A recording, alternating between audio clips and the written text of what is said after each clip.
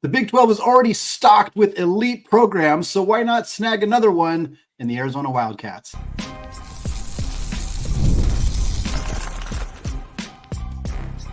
You are Locked On College Basketball, part of the Locked On Podcast Network. Your team every day. What's up, folks? Welcome into the Locked On College Basketball Podcast, a daily national college hoop show, part of the Locked On Podcast Network, your team every day. I'm your host, Andy Patton, joined today by our guy, Leaf to Lean. Want to thank all of you for making this show your first listen or your first watch of the day, and give a special shout out to those everyday listeners and those of you hanging out with us each and every day in the Locked On College Basketball Discord channel. If you want to join us, it's free to join. There's a link in the show notes on both audio and video platforms. You can come hang out with us there all the time. Today's episode of Locked On College Basketball is brought to you by FanDuel. Folks, place your first $5 bet, and you'll get started with $200 in bonus bets guaranteed. Visit FanDuel.com to get started. Well, Leaf and I are continuing our team preview series here on Locked On College Basketball, going through 30 or so teams we project to be in or around the top 25 this year. We're discussing how their last season went, their players coming in, players departing, projecting their starting lineup, talking about their schedule and how we think they might finish in their respective conference. This is our fifth iteration from a Big 12 team. We've done about 15 of these total, but it's hard to ignore the Big 12. There's a lot of really talented teams in that conference. Today, Leaf and I talking Tommy Lloyd and the Arizona Wildcats. Last year, 27-9 overall, went 15-5 in the final season of the Pac-12. Some highlights from last year. They went and won at Cameron Indoor. Not a lot of people do that. Second game of the year, go to Duke and pick up a victory. They lost to Purdue later in the non-conference. They also lost to Florida Atlantic. Then had some ugly losses in the Pac-12. Lost to Oregon State when Jordan Pope went nuclear for them. Lost to Stanford. Lost twice to Washington State. Still ended up getting a 2 seed in the NCAA tournament, won their first 2 games against Long Beach State and Dayton before losing to Clemson in the Sweet 16. And Leaf, before we get into the move to the Big 12, which is obviously the biggest storyline for Arizona coming into this year, we're starting to hear a narrative develop around Tommy Lloyd. His first year, he was a number 1 seed in 2022 and lost to a 5 seed in Houston. Granted, that was a very good Houston team, but still lost to a lower seed. The second year, he made the NCAA tournament in 2023, was the most egregious year. As a 2 seed, they lost to a 15-seeded Princeton team. And then last year, once again, as a 2 seed, they lost to a 6-seeded Clemson team that, again, was quite good and on a hot streak. But that's still 3 years in a row for Tommy Lloyd. Granted, 1 seed, 2 seed, 2 seed is incredibly impressive in the regular season, but having not advanced as far as expected, is this starting to become a trend? And I guess more importantly, at what point do you start to get concerned that your your team is struggling to advance as far as they should in the big dance? I'm definitely concerned about that, and so is Tommy Lloyd, because he's changed his roster makeup. The first year, he inherited a team that was built to win a championship. Yeah. I just don't think he was ready. And that's not necessarily a knock on Tommy Lloyd. It's hard to win your first year, and it's hard to have a team build around different players with a different coaching staff than recruited them. So I don't really hold that loss against him, though that was his best team. And then you have this built-up expectation, and a team, the one that lost to Princeton, I didn't like that team whatsoever. I did think they'd beat Princeton. I thought they'd lose the next round to Missouri. My dad actually took Princeton to win, because he was like, Arizona looks terrible. So last year, however, Arizona looked better. But the reason I say this is the best year in terms of they're most equipped to advance further is because they're going to be battle tested. They're going to play in the Big 12, and they're going to take some losses. And rather than being losses where they just don't show up very ready to go, like at Oregon State, no offense to Oregon State, but that was just not a motivational game. This time you're going to go head to Hilton Coliseum. You're going to go face Houston on the road, and you're going to have all these types of teams that play different styles in the Big 12, and you're going to be ready to face those different styles. And then the reason I think from a personnel standpoint, this is the most equipped team to make a deep run is Tommy Lloyd has finally abandoned going for too big the whole time.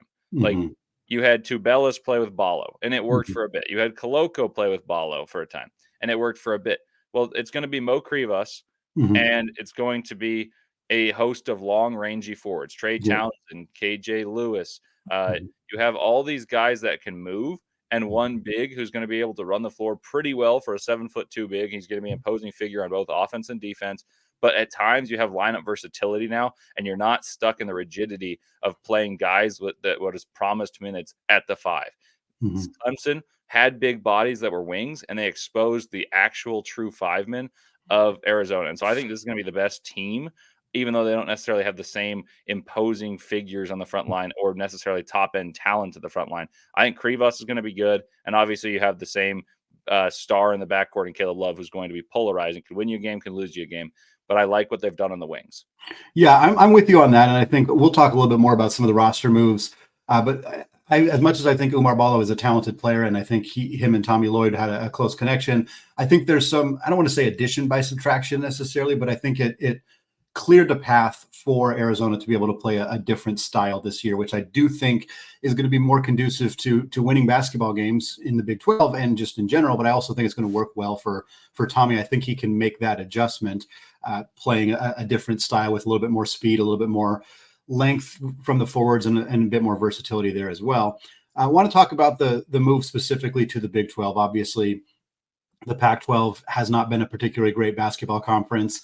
The last few years before the ending, there was Arizona was pretty much the only good team. UCLA was kind of up and down. We saw some decent Oregon teams and whatnot, but for the most part, Arizona was kind of one of, if not heads and shoulders above everybody else in the conference, which I think you alluded to may have impacted their ability to win in March. That's not going to be the case anymore. They move into the Big 12. They have a little bit of an easy start to their Big 12 schedule, but it gets really tough down the stretch. They have a strong non-conference schedule. This feels like a team that is going to be tested day in, day out all season long. My main question, and you kind of talked about some of the differences in Tommy Lloyd's style that we expect coming up this season, but how do you think this play style for this team, the roster makeup, how do you think it matches up in the Big 12? Because again, they could just out-talent most teams in the Pac-12. It was easy for them to do that, the style-wise. I'm not saying it didn't matter, but they had the ability to win pretty easily in those games. Big 12, that's not going to be the case. Do you think that Lloyd's style offensively, defensively, how do you think that's going to work playing in this conference?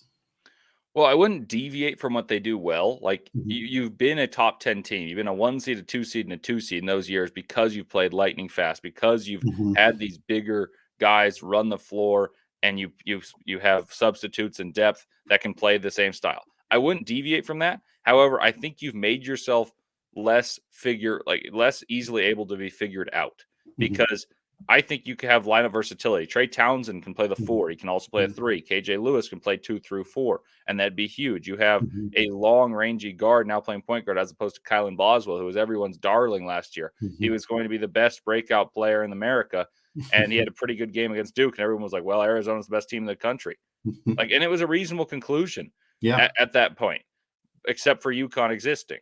And then Mhm. and then you have Jaden Bradley, who's better than the rest of the year. He's a better defender who can complement what Caleb Love does well, which is score the ball. And Mhm. you have 2 rangy guys in the front court, and then you have bench depth and Delorso and a few other Mhm. guys that I don't think will start. I think it'll be KJ Lewis and Townsend. I think that they'll be able to space the floor.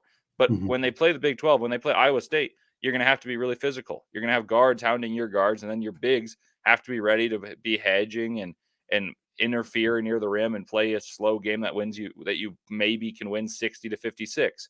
Mhm. Then you go play a team like Baylor, and it might be run and gun. So Yeah. I think this will be really beneficial for Arizona in terms of getting competition that is high enough level to keep them motivated. And yes, they're going to take some lumps. They're going to lose, but they're going to be a more real threat come March Madness because they have the same talent level, and they'll have the necessity to adjust. The reason that Tommy Lloyd hasn't adjusted is there's been no reason to adjust. It's like, Mhm. oh, we just weren't motivated against Oregon State. Stanford hit 18 threes. Yeah. Like these are anomalous. And this year it won't be. So I think this will be really beneficial for Arizona, but I don't think they're going to win the conference. Well, let's get a little bit more into some of the roster moves and some of those starting lineup projections, because there's a lot of talent out the door. Obviously, we talked about Ballo and Boswell, and they got a couple guys who went out to the NBA, but they also kept some key talent. They brought in some new players as well. And with Caleb Love back, it sure seems like this team's going to continue to keep rolling into this season. So we're going to talk about what that might look like coming up here in just a second.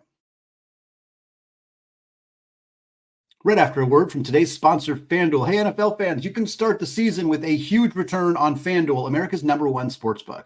When you get a hunch in the middle of a game, you can check out the latest stats, view live play-by-play, and so much more, all on the same page where you place your bets. And you can get started with $200 in bonus bets guaranteed when you place your first $5 bet. We're talking Arizona Wildcats today, currently plus 2,500 odds to win the national championship in 2025 at FanDuel. That places them fourth in the Big 12 behind Kansas, who's at plus 1,100. Houston at plus 1,300. Iowa State at plus 2,000. Baylor right behind Arizona in those odds as well. All that at FanDuel.com. Check it out now. America's #1 sportsbook.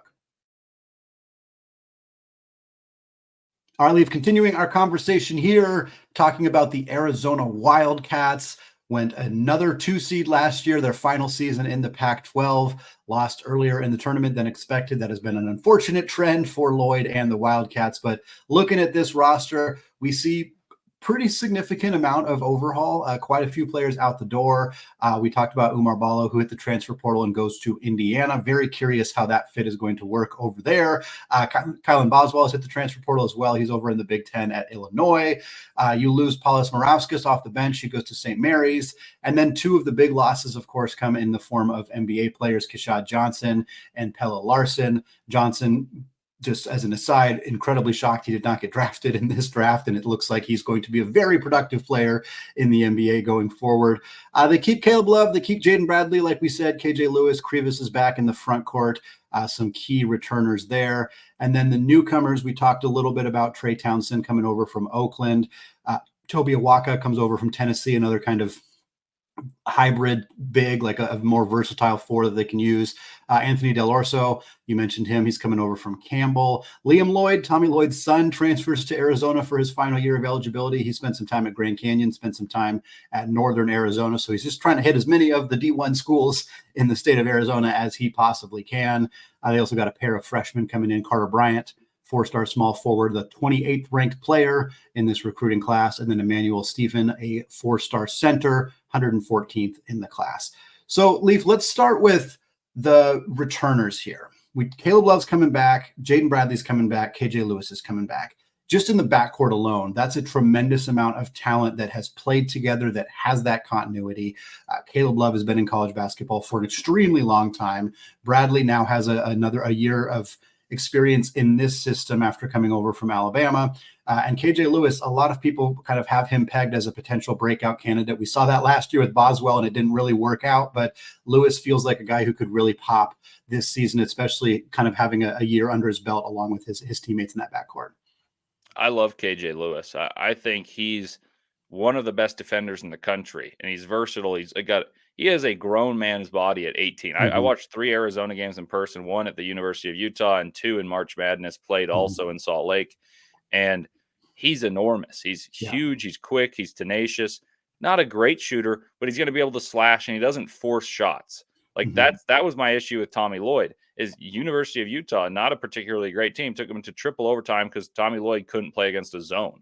Like they didn't play anyone in the middle, and all of a sudden in the final overtime, Pelle Larsson got in the middle, and it was obvious he was going to win. So his adjustments have been lacking. Well, he adjusted an entire roster makeup, and that's been amazing because I think that backcourt you mentioned is really good, and I'm almost more excited about the front court. I think Krivas is better than Ballo.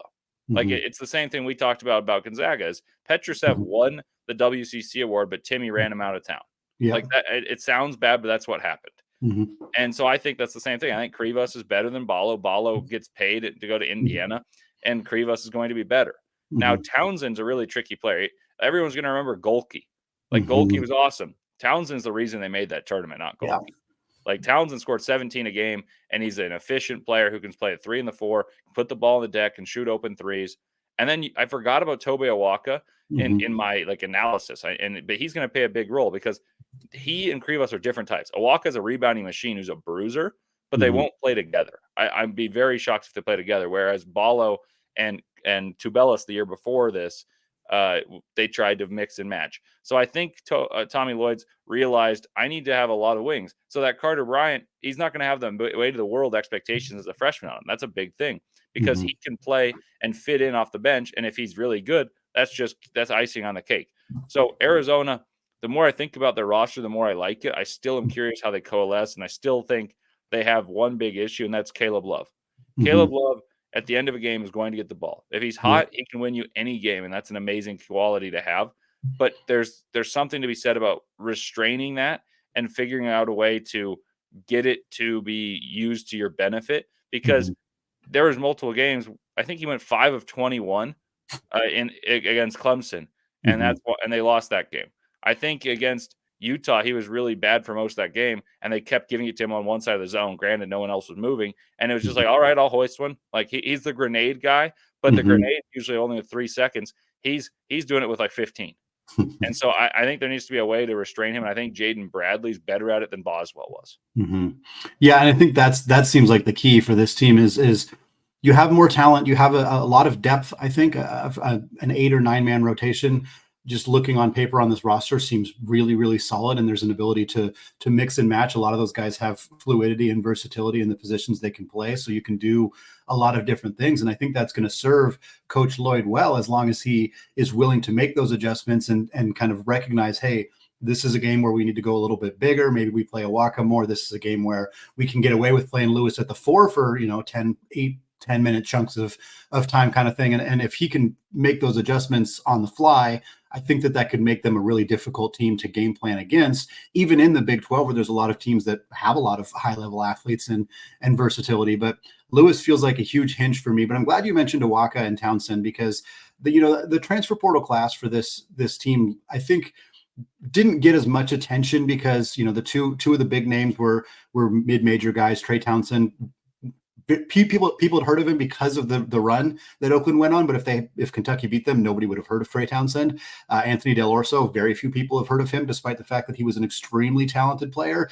Tobe Awaka, again, people have maybe heard of him, but they're going to look at his stats and be like, okay, he's played like 12 minutes a game, average about 4 points. Like, it doesn't seem like he's going to move the needle all that much. But I'm with you. I think Awaka could play a really valuable role for this team, and I think that the additions this team made in the transfer portal really kind of serve to make this team feel a little bit more versatile, especially in the front court. And I think if Tommy's willing to utilize that correctly, this could really work. And Leaf, what I wanted to ask is how you think this starting lineup might play out, because I kind of wrote it out 3 or 4 different ways.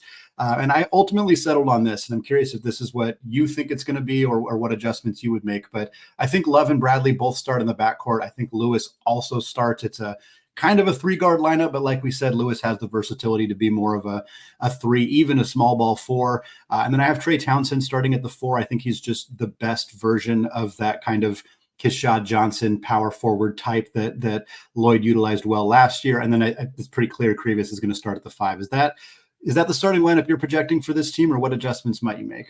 That's my starting lineup as well. I think that's got to be the lineup, because you have returners in a lot of those spots, and then you have a guy who's your most impactful transfer.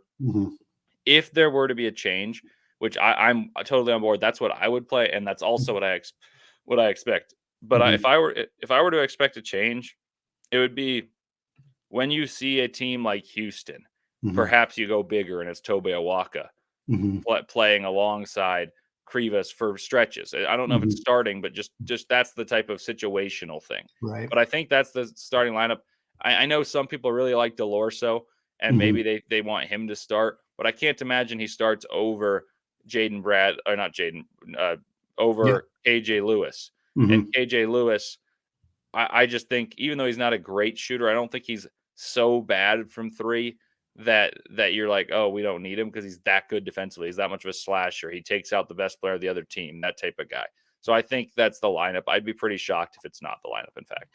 Yeah, that's what I'm thinking as well. You look at Del Orso's numbers. Obviously, he played at Campbell. He played in the Colonial. It's not a particularly great conference. 19.5 points a game. I mean, the dude can absolutely score, but 3-point shooting as a freshman was 32%. Last year as a sophomore was 38%, but it was on 4 attempts per game. That's not nothing, but it's also, not definitive proof that he's going to come into the Big 12 and light it up. So I think coming off the bench as a 6th man, he's 6'6". He's a pretty big-bodied guy, so he could play the 3. He could play the 4. You could play some jumbo lineups where him and Lewis are in together alongside Caleb Love, and you just have a really beefy lineup. Like, I think he offers that versatility. I think Awaka's your backup big. I think Carter Bryant kind of fits in the mix somewhere as well. A really, really high-level athlete. Like you said, there's not as much pressure on him because they have the depth to not make him be an immediate contributor right away. So I think you look at this overall roster and you look at the lineup and the rotation as we're projecting it, and it gives Tommy Lloyd more options. If he's willing to use them, I think that really serves this team well. And the nice thing about it is they have a lot of opportunities to play really good teams. We've criticized the Big 12 teams in the past for playing pretty cupcake non-conference schedules. Arizona is not doing that. I know that maybe they will going forward now that they're in the Big 12, but this schedule that they have is really challenging, and having a challenging non-con coming into the Big 12 should really serve this team well. And we're going to talk about what that might look like coming up here in just a second.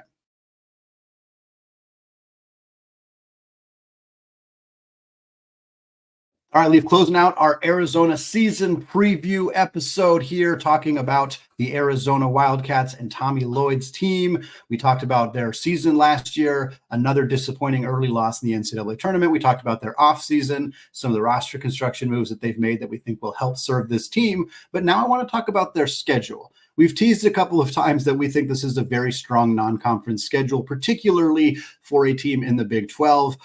They're playing Duke at home. That is the return game, of course, for last year when they played Duke at Cameron and got a victory there.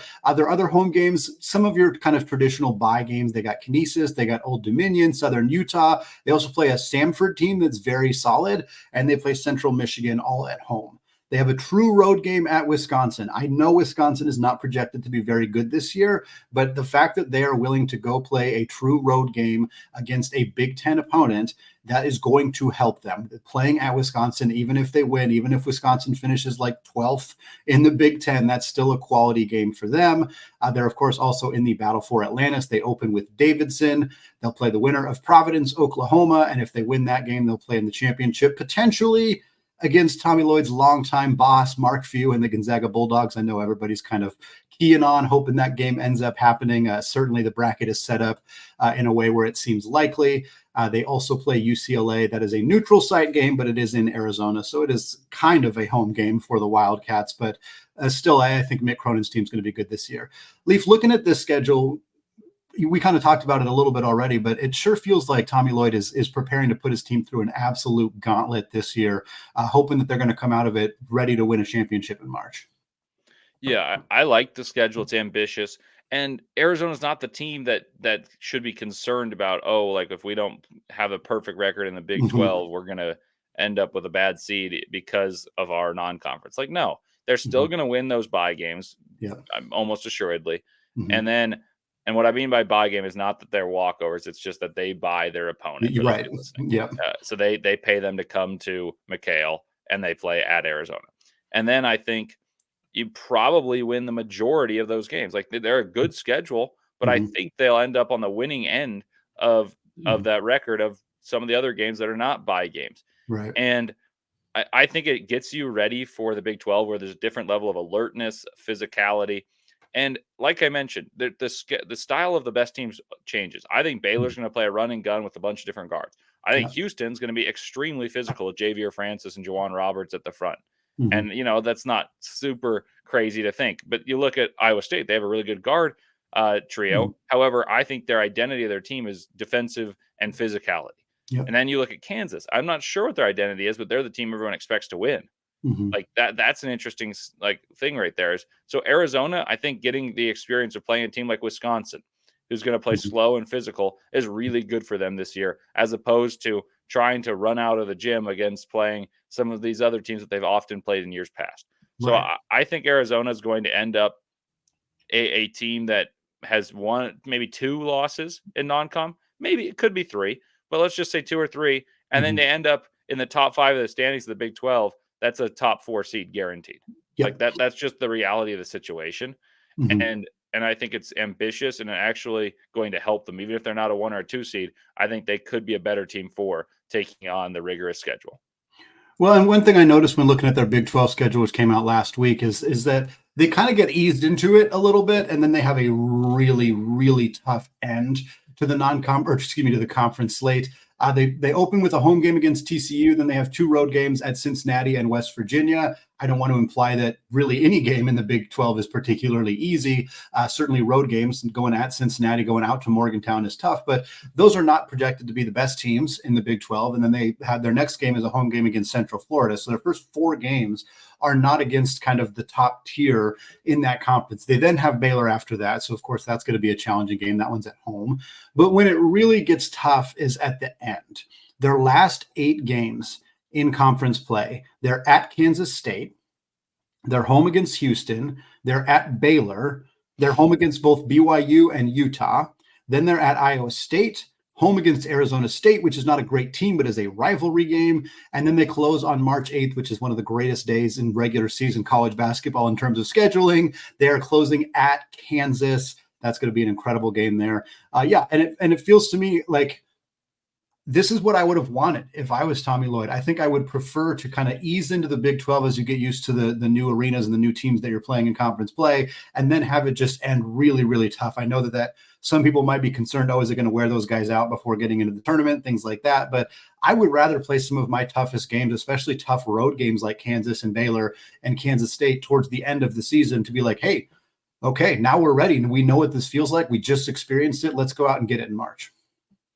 I'm with you. I think it's almost a loser's mentality to think, you know what, we don't want to be tired at the end of the year. Right. Like, you should be, because you should be earning your seed. Yep. Now, there's a difference between being absolutely worn down and if you get injured and you're playing through and you're trying to play for history or something. Like we talked about how the Warriors, for instance, they were 73-9. They hunted it too hard. And when they finally came back against the Thunder, they came into the series with the Cavaliers and they say they were too tired by the end of the 7-game series. I say it was LeBron James and he's just too good. But that's an aside. My point being is there's plenty of times throughout history where teams have stretched super hard and worn themselves down. Playing hard every single game and playing hard opponents at the end of the year is not a bad thing. So let's say you lose that game against Kansas. Odds are you will. Like it's at Lawrence. It's at Fog Allen Fieldhouse. You reset and you go into the Big 12 tournament. Likely, or maybe not certainly, but possibly you have a double bye. Yeah. Because they have 4 teams that'll get it. It's possible. And I'd say almost likely that they could have a double bye right then. So you get 2 days, then you play 3 games to try to make it to the finals of that. And who cares if you win or not? Everyone will respect if you lose in the Big 12 tournament. And then you rest up for 5 days before March Madness. So I don't think that there's any reason to be concerned about that, barring injury, of course. But at that point, I think it's really good to get the rotations figured out in big matchups. Like that is a huge matchup, and you finish out the year with 5 big games that are tough, and you figure out, hey, here are the stakes, here are the intensity. Who plays well with pressure ramping up? Who plays poorly with pressure ramping up? Which lineups play the best together in big stages and maybe unfriendly stages? So I'm pretty happy with that schedule. If I'm Arizona, I think it's well set up for their success in the long run. And it may end up with a few losses at the end of the year. They may go 2-3 in the last 5 games, but then they reset. And I'm a huge proponent of, I think, and I said this numerous times on podcasts, I think Purdue wouldn't have made the national championship game had they not lost to Wisconsin. Yeah. I would agree with that. Resetting is the best thing good teams can do, like having a slice of humble pie. And it's not necessarily that they needed the humility of a loss. They just needed the mental reset and not to have the pressure of carrying a streak. So I think that was huge. I'm not saying that'll be the case for Arizona necessarily, but I think it's beneficial to have tough games at the end of the year, and they set you up for success when the going gets tough, the tough get going. So let's close this thing out with a simple question that we've kind of sort of danced around a little bit, but we have a clear projected top 5 in the Big 12: Kansas, Houston, Baylor, Iowa State, Arizona. There's a lot of different ways to order them, but that is kind of the consensus top 5. Most people kind of have a slight gap there. Then you got Kansas State and some of those other teams, maybe BYU, kind of mixing in that kind of middle area of the Big 12. But for Arizona, do we expect them to finish in the top 5? And as you mentioned earlier, if they do finish in the top 5, top 4, get that double bye in the Big 12 tournament, no matter, even if they have losses, they'll have losses in conference play, they'll have losses in the non-conference. We're still looking at a team that's probably a top 4 seed. So the main question is this a team that's going to outpace their seed line? Are they going to go into the Elite 8? Is this team capable of making a run a little deeper than what we've seen from the 3 previous iterations of Tommy Lloyd's Arizona squads? I mean, time will tell. Obviously, path helps. Yeah. I'll say this. I think they'll be the fourth best team in the Big 12.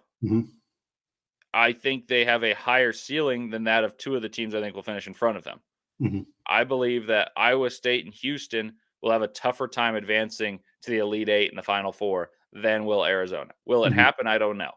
Sure. So I'm going to go with the Elite Eight. That's the stage. I don't love this roster. I don't think it's the best roster in the country, whereas I would argue that the best roster in the country very easily could have been Arizona the first year of Tommy Lloyd. Yeah. But I think he's improved. He's made his team more diverse. They've got fewer holes in the roster to expose, but I just need to see it first. And I also want to see how well Jaden Bradley does as this true starting point guard. Like, that's a big leap. We talked about it for Boswell last year, and yes, Bradley outperformed him, but he wasn't the starting point guard. There wasn't the pressure of playing 38 minutes a game. And so I'm curious about that. And obviously, I've mentioned this. Love can win you a game, but he can also shoot you out of a game.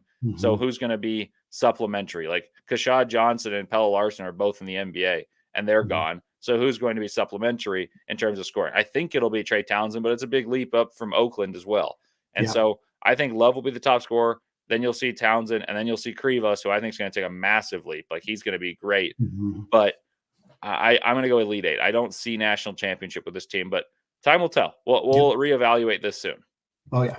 Thank you, Leaf, so much for coming on, man. Always appreciate your insight. This Arizona team is going to be one of my favorite teams to watch this year. Really looking forward to seeing how that transition goes into the Big 12. Folks, we will be back with more team previews over the next couple of weeks, more conference previews coming your way as well. We also got recruiting talk, conference realignment conversations, all sorts of fun stuff. We got charity exhibitions coming up in just a couple of weeks for some of our favorite teams in college hoops. So stick with us here 5 days a week. Locked On College Basketball. Find it wherever you get your podcast. Find us on YouTube as well.